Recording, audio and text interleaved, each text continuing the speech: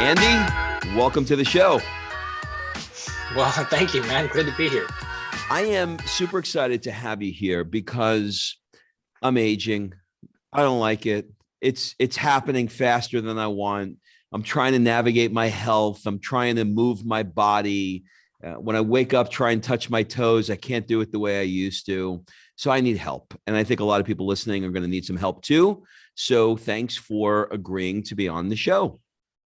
Yeah, man, my pleasure. I have to ask a question though before we get going here. Yeah. Is Murgatroyd really your last name, or is that just like the dopest thing you put on this little recording so people would like probably not notice? But I just noticed that and I'm like, wow, that's cool. Yeah, it's really my name. And unreal. That's so dope. It's You're probably so tired of that question. I get it almost every day, but Yeah. I tell you what's interesting about it. If you are under 50, or let's say under 40, they will ask me, wasn't that a transformer?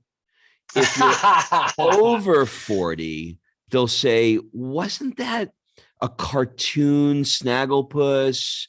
So I can always tell who the person is. If they think I'm a transformer, they're younger. If they think I'm a cartoon, they're older, and it's Snagglepuss. But basically, it is a English name. My dad's family is English. My mom's family's Italian, which is one of the reasons why I'm living here. I live in Florence in Italy. Okay. And you have great Italian hair, so that totally makes sense. Well, thank you.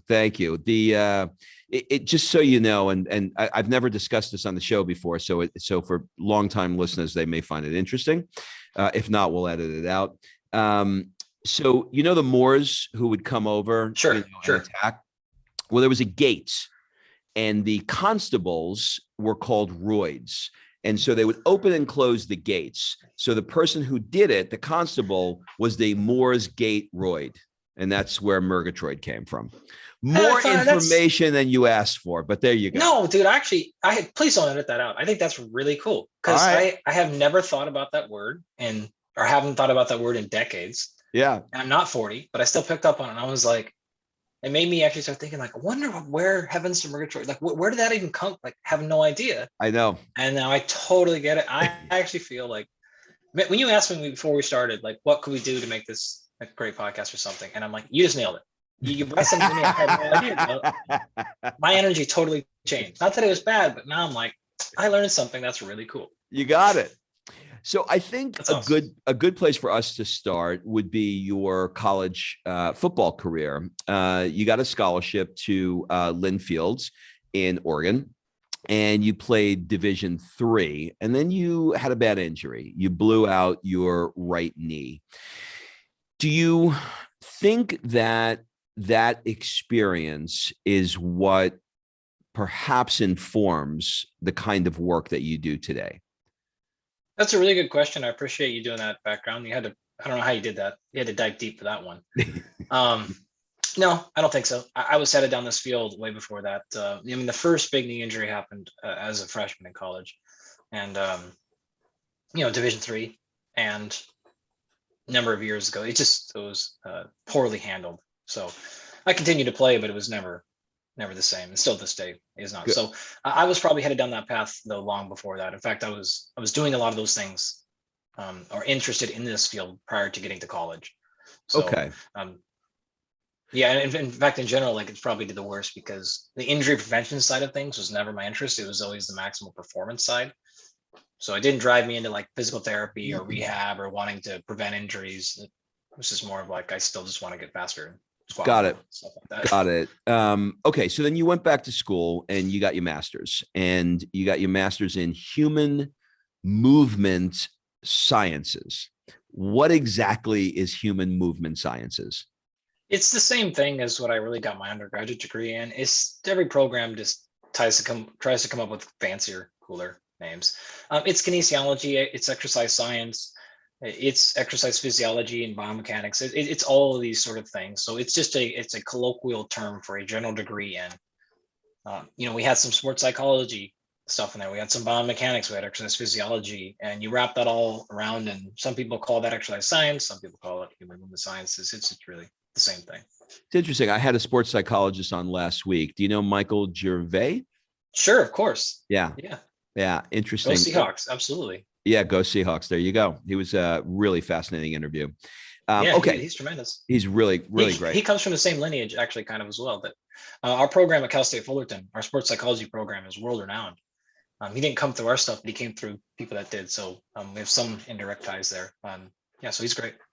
And so then, but that wasn't enough. You went on and you got a PhD in human bioenergetics. Why go on to get that? And what is human bioenergetics? To go backwards, human bioenergetics is this fancy way of saying human metabolism, muscle physiology, all these things wrapped into one.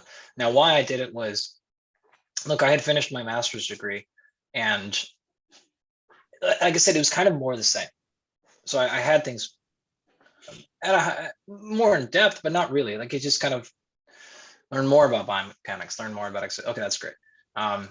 I had actually, in between those times, I had spent time in Arizona training professional athletes.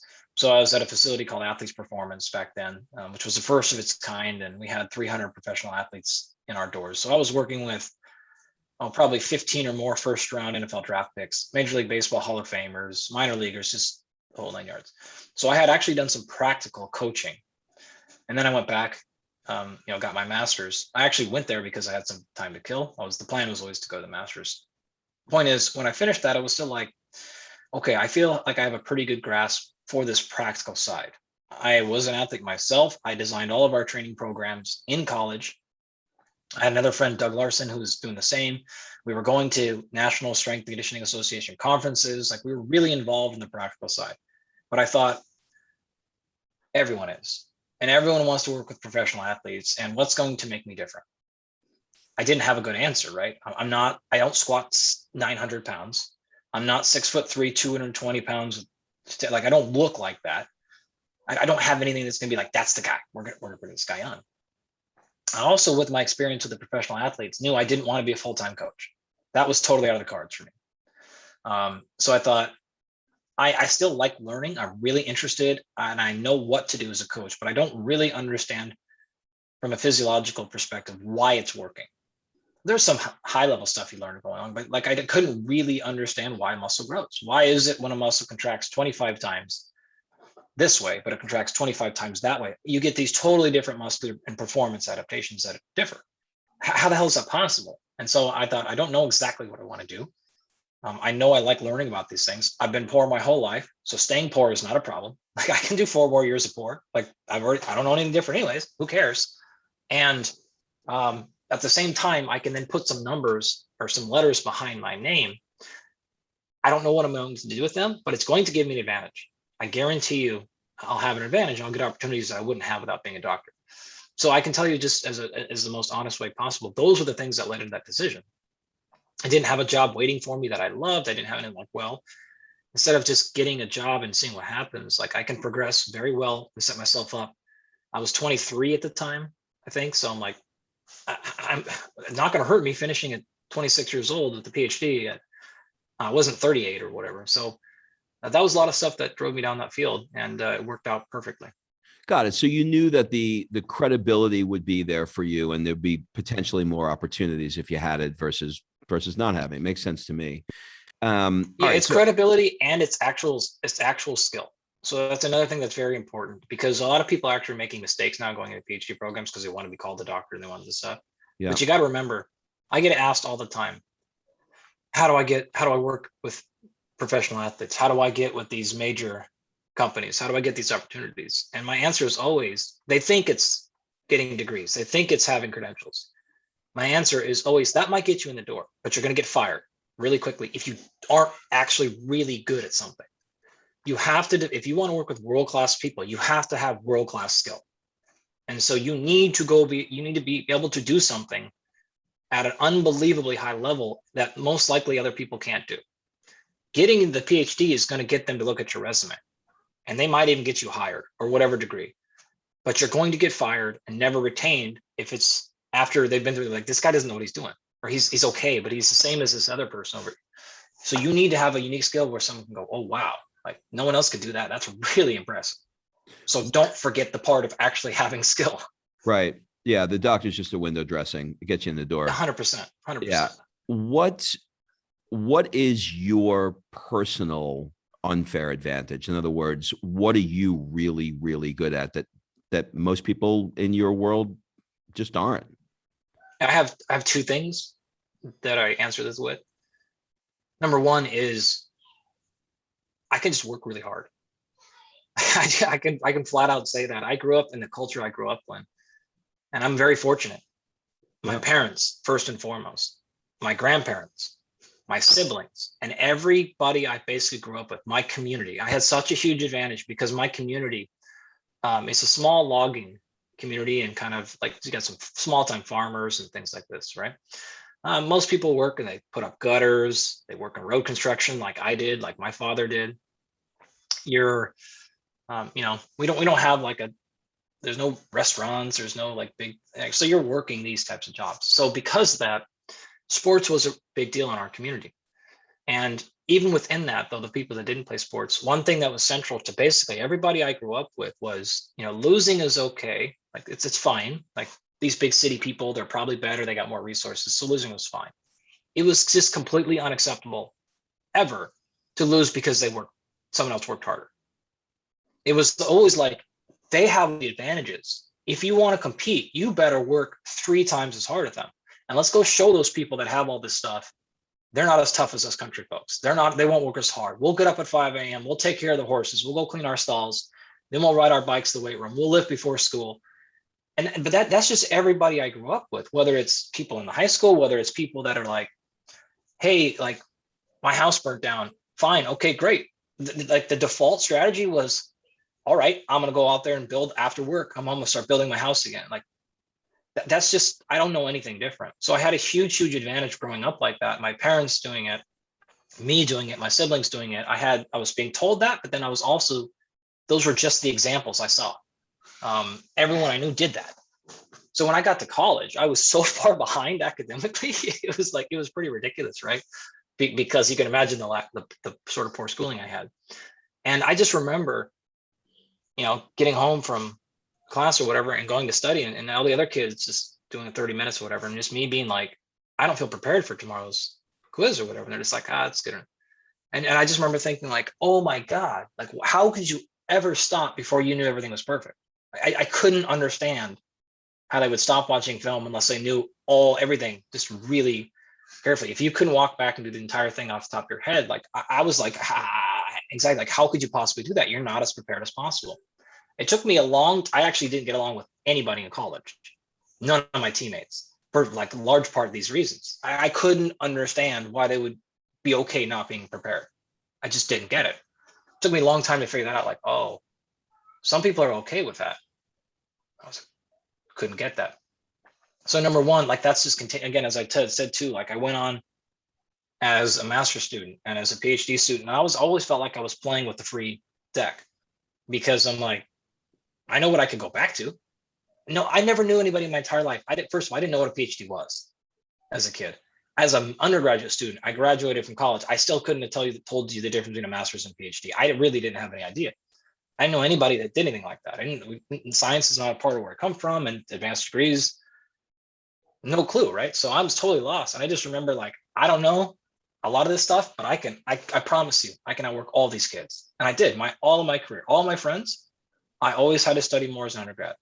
I had to study more as a master's student. I had to work longer hours as a doctoral student because the other people just had more horsepower upstairs than I did, right? Their IQs were higher.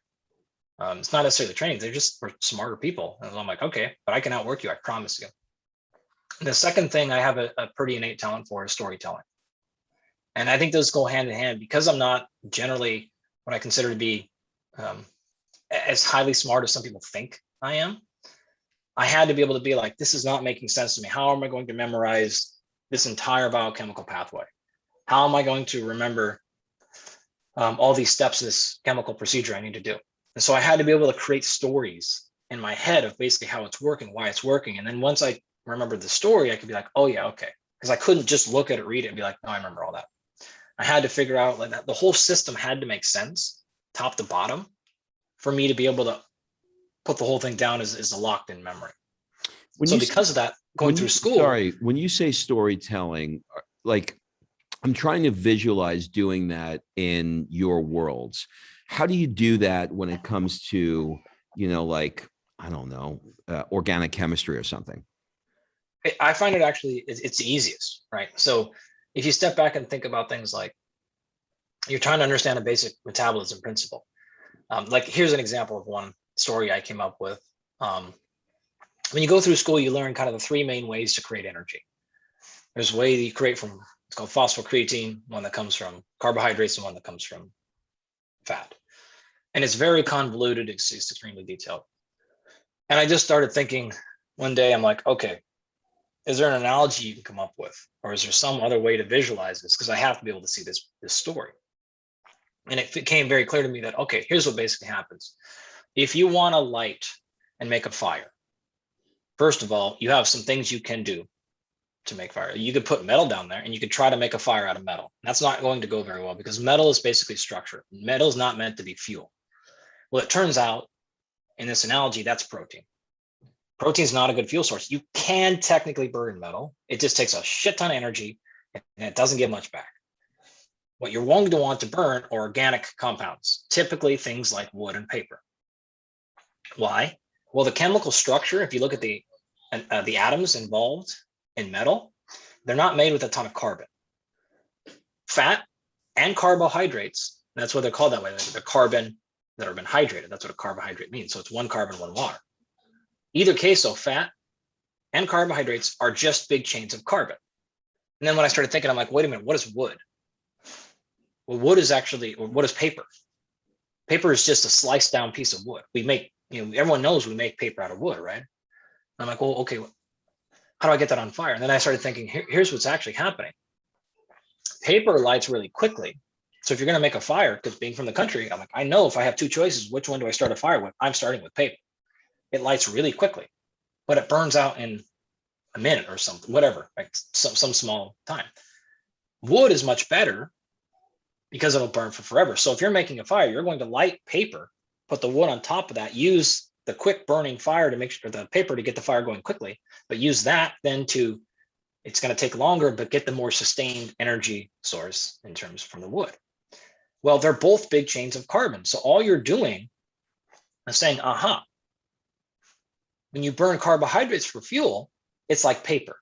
Starts very quickly, but it burns out fast because the amount of supply is really small. It's the same chemical thing. It's big chains of carbon. Fat takes a long time to get started. It's a slower way to get energy, but it will give you more. You could light a log on fire and it might burn all night. You light a piece of paper on, you got minutes at most. And when you go back one step further, you're like, well, wait a minute. What's the faster way from there? What's even faster than paper? And you can go to a match, and that's phosphocreatine. So a match lights instantaneously, but you got seconds, 2, 3, 4, 5 seconds. And that whole little piece of wood, right, on the bottom of the match burns out completely in seconds. It's still wood though, right? It's the same exact chemical thing. It's got some other stuff on it, but it's really at its core, a chain of carbon. And it's a little sliver of wood. And then it's a bigger slice of wood, and then it's a big log of wood.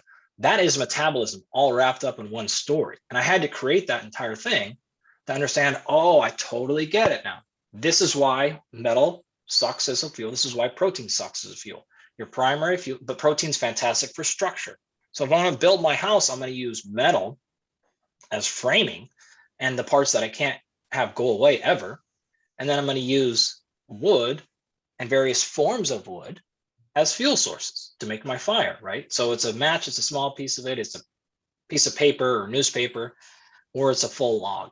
And once I had that story created, then I understood the thing much better. And then of course, when I started teaching, the students were just like, this is so easy now. Like, why has no one ever done this? This is really fascinating. You're certainly a good storyteller, but you're really a story creator, because that's not easy to do. Like in order to tell the story that you just told, you have to have a shit ton of knowledge to be able to do that. If you can just do that, if I can fly you down to Italy to do it for me to learn Italian, that would be really, really great. I learned Italian as a doctorate student. How'd you do it? Rosetta Stone. Rosetta Stone. It worked. And video games. Rosetta Stone and video games. Italian video games? No. So I would play Major League Baseball, Yeah. the video game, which is kind of like a long, slow game. And I Right. had Rosetta Stone going on my computer, right? And I would just like do the things, and it says, repeat, and you'd repeat the phrase or whatever. And I'm playing because it was too boring for me to sit there and like, this Yeah. is no, and if you go fast, it's too much information too quickly.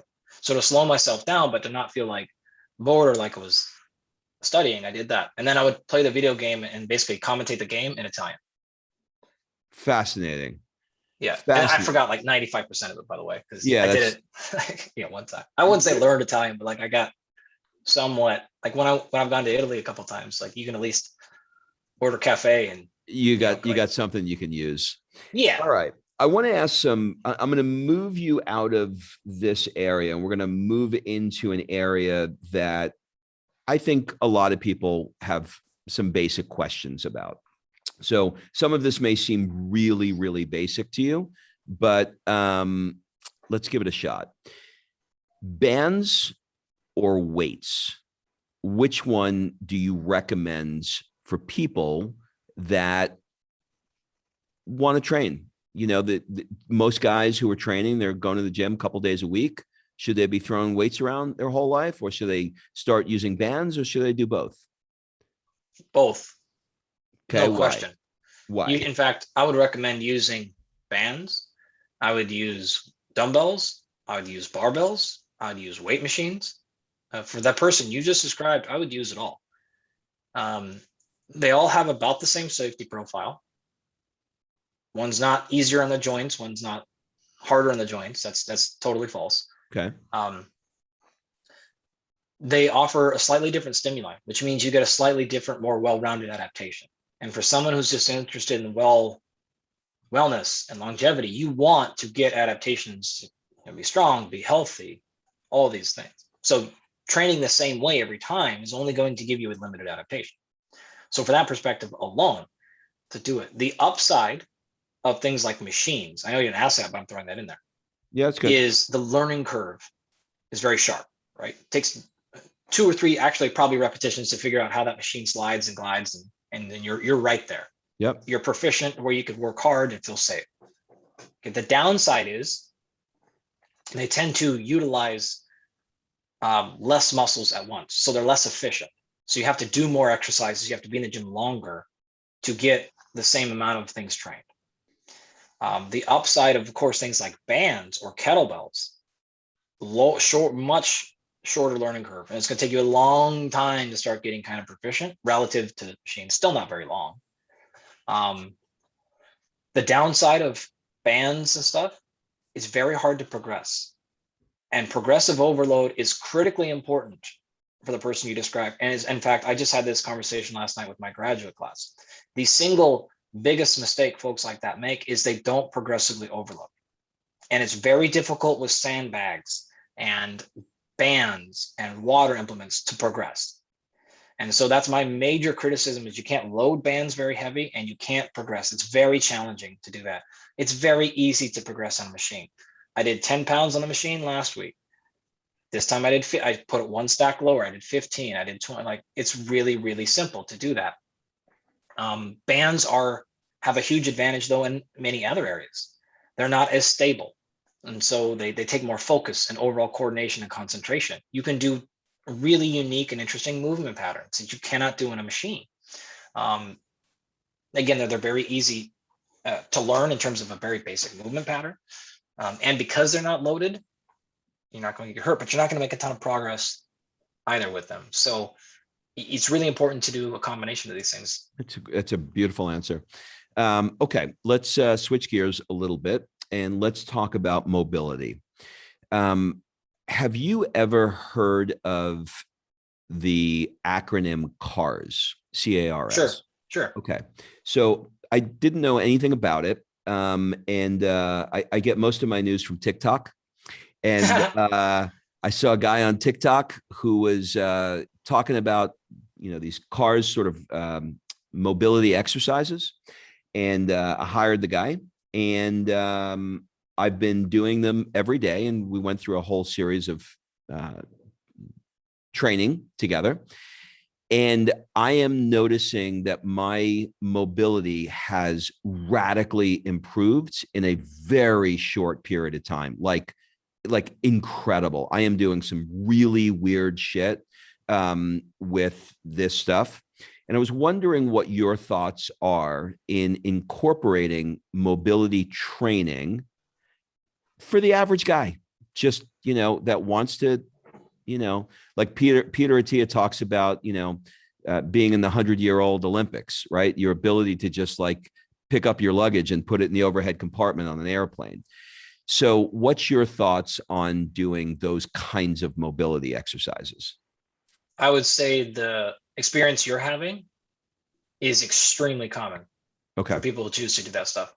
In other Okay. words, yeah, uh, I'm kind of fortunate. I have one of the best people in the world in that stuff, specifically right here in Long Beach. Okay. Hunter's fantastic. He's actually taken on one of my friends, Christina Gonzalez, as a mentee, Yep. and she's gone over it. I use things like that with basically every athlete I work with on some level. Athletes can be a little bit different because you don't necessarily want to be hypermobile, Yeah, especially in for certain sure. places with those. But for the person you're describing, overwhelmingly, most of those folks need more mobility. And that is a fantastic way to execute it. The other best way by far is full range of motion strength training. And that's basically what cars are, by the way, right? It's controlled articular rotation. You're putting some joint through a full range of motion, and then you're contracting very hard in that range of motion. That's what doing a full range of motion strength training session does. That's what it We is. sort of chuckle when cars came about because we're like, this is just full range of motion strength training. But if it's a lower barrier to entry, it will work. It will work very quickly, and you will see, like for you folks listening, right? But that's not hyperbole. Your situation, what you described, is very, very common response to that type of training. People Like see it's wild remarkable. improvements very quickly. It's remarkable. And what I notice is even doing the hip stuff, I notice like I'm just walking differently. I could feel you don't realize how slow this stuff creeps. I'm 55 now, at 56, and you don't realize how slow this stuff creeps up on you in life. Yeah. And so now, to your point, now I understand why he just did this. He had me order ankle weights. And so now I'm doing those exercises with ankle weights, and it's like I'm starting all over again. So great. I'm glad that this is a positive thing. Okay. Let's move into intermittent fasting. It's all the rage, right? Everybody's intermittent fasting today. My mother's intermittent fasting. It's crazy. Again, and we're going to stick with the same guy, for the average guy, girl who's saying, okay, I want to have a life. Like I live here in Italy, right? And food, like I've had more conversations about olive oil than like like all I fucking talk about is like gelato olive oil, and it's crazy. In America, all I talked about is what do you do for a living, and it was work, work, work. Here it's food, food, food. And this is really a two-part question. Part one is how the hell are the Italians so thin? Don't think Tony Soprano, American Italian. Think Italian. Like they're all so thin. They wake up and they're eating, they call it a cornetto, but it's a croissant. And they're ending their day with pasta and wine. Like they are carb loading nonstop. How the hell are they as thin as they are? And then we'll get into intermittent fasting. Yeah, well, I think if you needed evidence that individual food groups are inherently bad for the human race, I think you've just smashed that. It's very clear. You could go to Asia, so the same thing, but just change out pasta for rice. Why is that? Right? Why is that? It's because the idea alone that certain food items are inherently bad for all of human race is faulty. It's just clearly, it's never been true. It's never been close to true. The idea that carbohydrates are bad for you or unhealthy for you is not true, and it's never been true. I mean, there's extensive evidence, small amount that you just pointed out, but you could go in 100 different directions showing that that's quite clearly false. This is not true. Now, we made the same mistake with fat, trying to demonize that here in America for decades, and that was false as well. You can turn the table and Some folks say the same thing about protein, and that's also false. I don't know how many more times we have to run this story for people to fucking realize that's not going to be true ever. It's just never going to be a thing that's you're focusing on the wrong target. It's not individual food items. It's not wheat. It's not dairy. It's not meat. It's not vegetables. It's not fruit. None of these things are bad for you on the population level. It's never going to be true. So the second part about this is you have to think more specifically about what are those nodes that are actually driving poor health. It's not the food items. It is the thing like, it's not the combinations of foods. It's none of that crap that are magical. It is things like, first and foremost, what is your overall calorie load? That matters a ton. If you are in a hypercaloric state, things that are only marginally quote unquote bad for you tend to become really bad really quickly. If you are in a hypocaloric state, you can get away with almost anything and your body's okay. So I'm not one of those like calories are all the only thing that matters or even close to that. I'm not, all you have to do is count your calories to be healthy. I'm nowhere near that stratosphere of belief. But having said that, it is very clear in the science, in all realms of the science, overall body composition matters a lot. So your caloric state is a huge factor. Your total protein intake is a huge factor. Your lifestyle and total stress load is a huge factor. In fact, if you look, Kevin Hall published a really nice paper maybe a month ago or less, and it was a really nice multifactorial overview of what causes things like obesity. And it is not just carbohydrate intake, though of course insulin and blood sugar have some relevance. It is not fat intake, though of course cholesterol has some relevance. It is not just where you're from. It is not just your ethnicity. It's not just your socioeconomic status. It is not just a hyperpalatability. It is all of these things. They all play a very critical role. So in the Italian example, they clearly have, in general, the ability to handle carbohydrates well.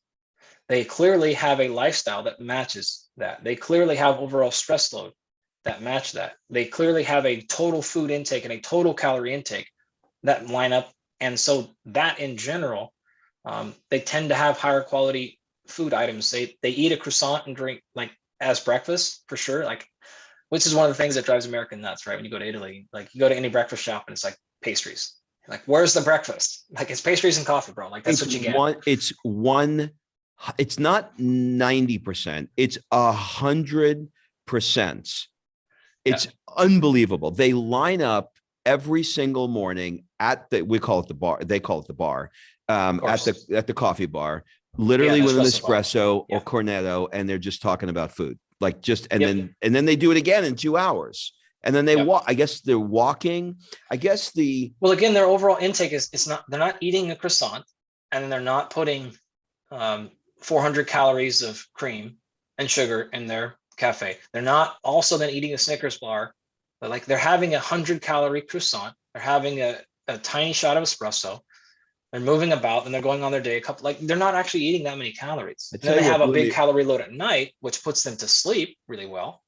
They have a better sleep. They tend to sleep in. The stress of the work days are shorter in Italy. They take way bigger breaks, generally throughout the work day. Okay, so two things. I'm sorry to interrupt you, but I just want to jump in here. So one thing I noticed, to your point, I went back, I was in Boston 2 weeks ago, and I had been here. I just moved here. I was here for 8 consecutive months, and then we went home for Easter. And what the first thing that I could not believe when we went to a coffee shop was, I kid you not, the croissant was 4 times the size of what we have here. So to your point, calorically, it has to be at least 4 times what it was. Okay. So that was the first thing. Second thing is, you've mentioned a couple of times lifestyle related things like stress and long breaks. Why does that, or how does that factor into overall losing weight? Yeah. So stress is stress. You have a thing that we'll call scientifically allosteric load, which is basically all things that go into stress and what's that total load look like. The crazy awesome part is physiology doesn't really know or care. So whether you're really upset emotionally, whether you did a physically difficult task, that's going to cause the exact same cascade of stress. It doesn't really matter the cause. So when you're in a hyper stressed state, we see things like depression of thyroid, right? We see things like depression of wanting to move in physical activity. We see increasing, you'll see a decrease in motivation, but you'll also see a decrease in willpower, if you will. In other words, people make worse food choices when they're fatigued. That is very clear. When you are sleep deprived, you're going to grab more carbohydrate-based food. And that makes total sense, right? So in evolutionary nature, if you're low energy status, you're going to eat a higher energy, quicker fuel source, right? So you're going to make worse food choices. You're going to be more susceptible to hyper palatable foods, which are generally going to be both higher processed and higher calories, which are both a problem. You're going to make, again, less physical activity choices because you're tired, right? Because you are fatigued now from your emotional stress. This is a real thing, right? Cortisol regulation is real. Adrenal fatigue is not real at all, but cortisol dysregulation is. So all those things combine to put you in this state of, okay. Oh, and then by the way, since cortisol is just one very easy example, it's much more complicated than that. But if cortisol is high, then you have a hard time going to sleep, staying asleep, and getting higher quality sleep. So then you wake up again more fatigued. And we end up in this death cycle. And you're just spinning further and further and further. So it's not the fact that necessarily like cortisol causes you to hold on to belly fat. That's not really what's happening. It's causing this giant cascade of lifestyle choices that tend to lead to lower energy expenditure and higher energy intake. Got it. Got it. Okay. You mentioned sleep there. Do you like wearables like Whoop to track that? Okay. How deep you want me to go here or not? Surface. Okay. Okay, it's fine. They're going to tell you roughly how many hours you're sleeping. The sleep stages are not necessarily accurate. We don't use them. I have actually an entire sleep tech that's not publicly available yet that we use. So we go into people's individual houses and we're going to do a handful of things. Number one, it has a psychological screener because of anxiety, depression, etc., are real factors of sleep. Number two, it's actually eye tracking software that we use, and we can diagnose acute and chronic sleep deprivation through eye tracking. We're going to scan your brain to figure out a whole bunch of things going on there. Three, we're going to actually take physiological measures. So we're going to ensure melatonin status, dopamine status, serotonin. We're going to look at B vitamins and a bunch of other things in your blood, urine, and saliva to ensure that it's not a biochemical issue. Number four, we're going to run full environmental scans in your room. So we're going to look at everything from light and sound exposure to is there formaldehyde coming out of your mattress? Is lead or anything else seeping out of your walls that are causing problems? Is the CO2 cloud building up because the ventilation is poor and you're rebreathing your own CO2? And then on top of all that, we're going to run full what's called polysomnography. So we have a full sleep, like you get a sleep clinic done on your house, or measuring actual brain waves, or measuring O2 saturation, leg movements, and position. So when we really need to diagnose sleep, that's called absolute rest, by the way. So when we really want to diagnose that, we're going to run the absolute rest system on people. Having said that, if we can figure out things like Aura and Whoop are going to roughly tell you how you're sleeping. They're not going to tell you why it's happening.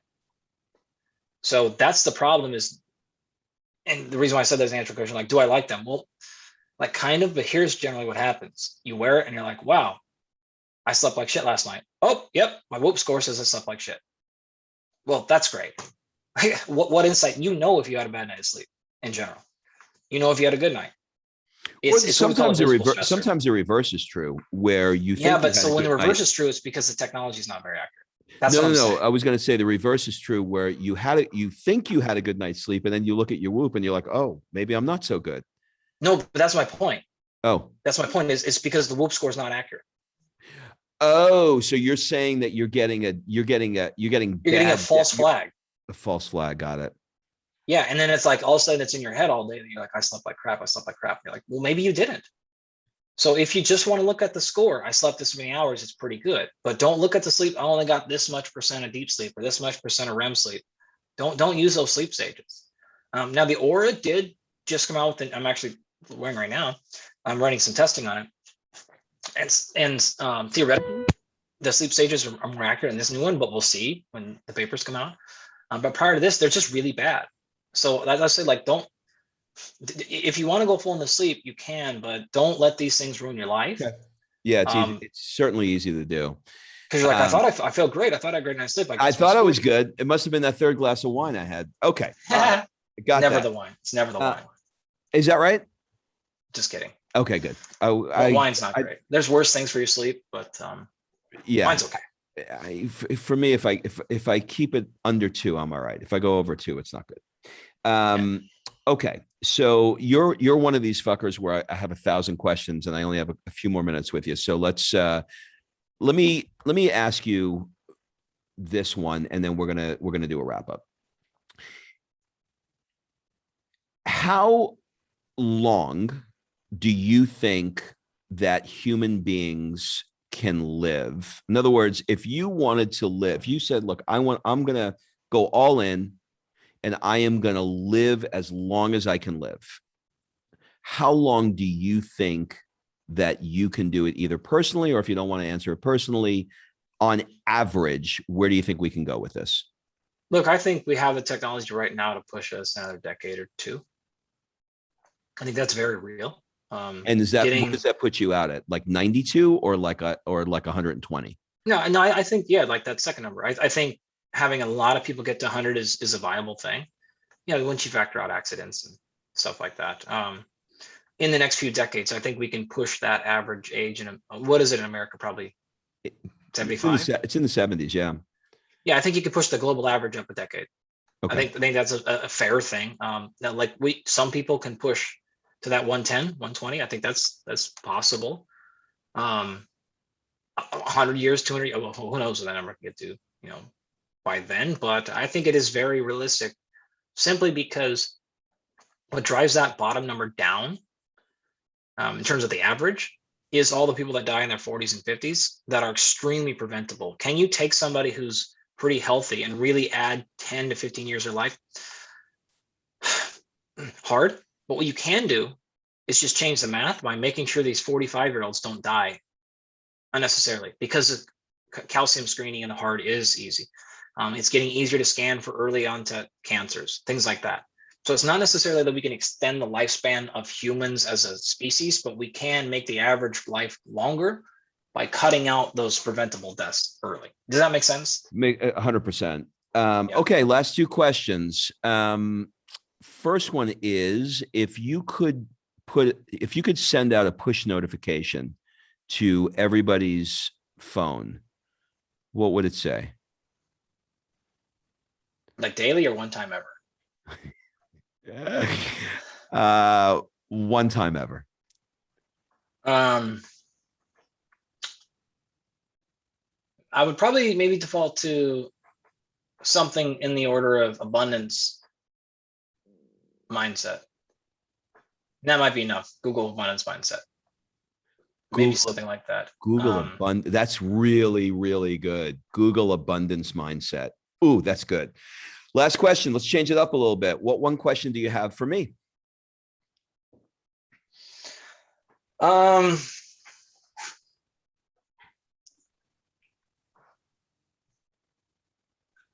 Maybe you said you're in Sicily, right?